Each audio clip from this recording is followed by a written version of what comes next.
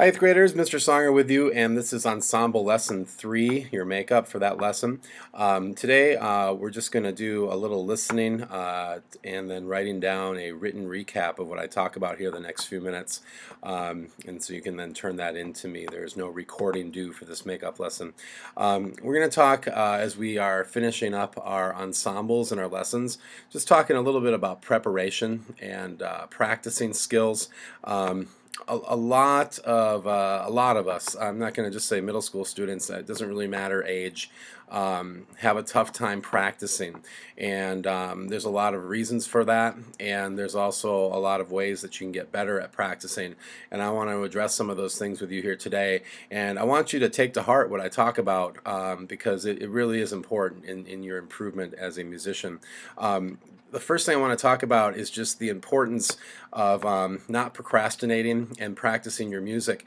A lot of you play sports, and you know that when you play a sport, it's not just the knowledge here, it's the ability to get it from your brain and have your body do what your brain wants you to do. I always use the analogy of basketball. The goal is to put the ball in the hoop. I mean, that's not doesn't take a wizard to figure that out.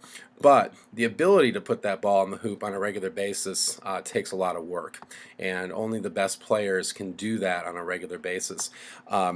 You can't get really good at putting the ball in the hoop by waiting for the day before the game and then deciding to go practice for 15 minutes. It's got to happen over the course of time. And playing a musical instrument is the same thing. It's not just the knowledge up here, it's the ability to get it from here and get it to your fingers, get it to your diaphragm muscle to get the air moving. These muscles have to get trained. Percussionists, your hands, you got to get good at this, and you got to put work into it, and you can't procrastinate.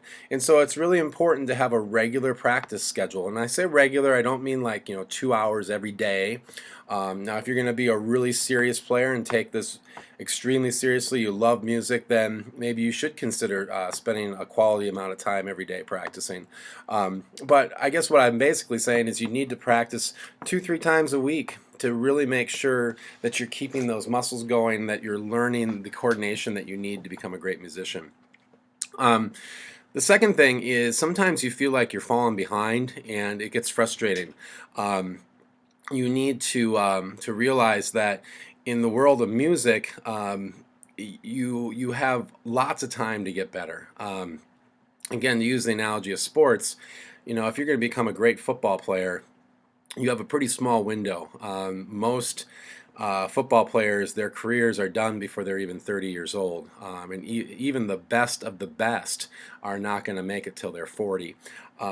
I have plenty of friends who play music and they're well into their 60s, 70s, even 80s. I've had friends who have learned instruments when they're 60 years old and become really good by the time they're 63, 64. It's just crazy how you can learn an instrument and you can get started at any time. So some of you are sitting there right now and saying, man, there's so many people better than me. It's hopeless. And it's not. It really isn't. I've seen so many 8th grade musicians, people just start band in 8th grade, and by the time they're 4 or 5 months in, they sound phenomenal, and they're right on pace with everybody else. So it's not hopeless, so don't have that kind of mentality. Always go in with a positive attitude like, I can do this, okay? Another thing about practicing that I think is really important is to have a structured time where you can really focus on your practicing. In that sense, it's like anything else that you do in life that you want to be successful at. If you want to be great at a sport, you got to have some uninterrupted time where you can practice that sport. If you want to be great at playing video games even, you have uninterrupted time playing video games. I always say that about homework too. You want to get your homework done. You can't be sitting there trying to do your homework with the TV on and a younger sibling running around, giving you a hard time or whatever. You got to have that uninterrupted time. And the same thing goes for music. You have to have some time where you just play. Kind of going along with that too, I like to just keep my instrument out. And I know that's not always possible, but I have a trombone stand and a guitar stand, and my instruments are just sitting out of their case on that stand. So they're not just laying on the floor where people could step on them or they could get broken, but they're on a stand, and so it just makes it a little bit easier for me just to be like, oh, there's my guitar, I'm going to pick it up and just start strumming a little bit, and next thing I know, I've been playing for 20 minutes. So it's just really cool to have that. Another thing too you can do is to just have some fun music that you've picked out. You know, some of the music that I give you, I mean, quite honestly, you're not going to like everything I give you. I mean, it's just the way it is. Not everyone likes every kind of music.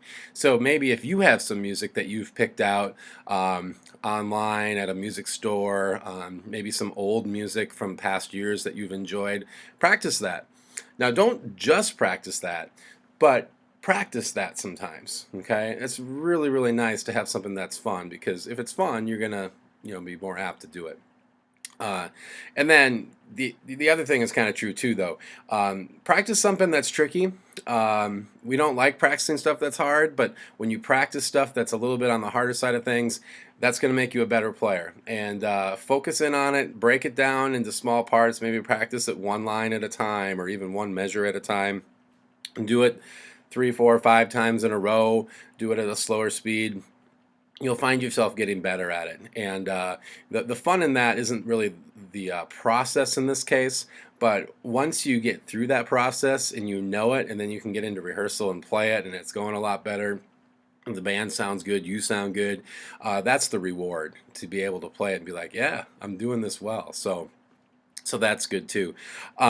Sometimes people struggle with the issue of I can't play because I live in an apartment or a townhome, or my dog doesn't like when I play, or there's a baby in the house, or even my parents don't like it when I play. Whatever the case may be, find a way you can practice where it's softer. Brass players, we can get you a mute, or sometimes people just play right into a pillow, so that it softens the sound a little bit.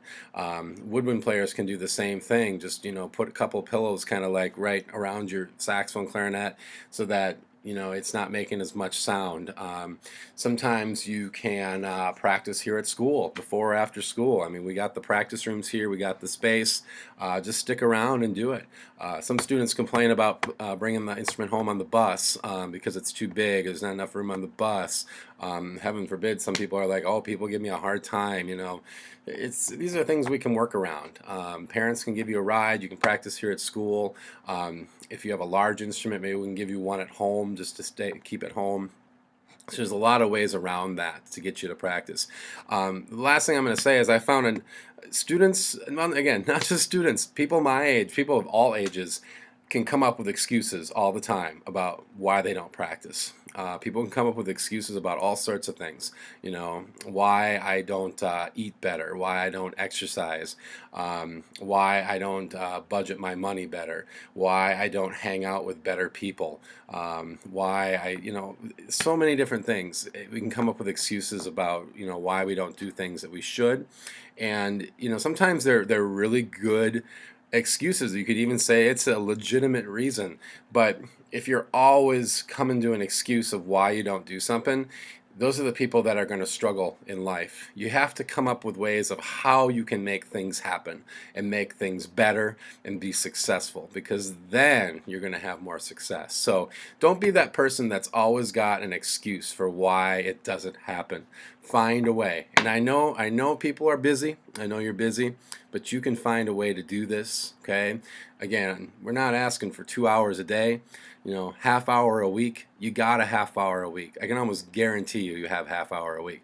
I'm an extremely busy person, and I think I legitimately am. I find some time to practice. I find time to get exercise. I find time to do things that better my life. So make sure you do that. It's a good life skill, not just as a musician, but everything in life. So there you go. Give me a little written recap of what we just talked about here, and you will have your makeup lesson complete.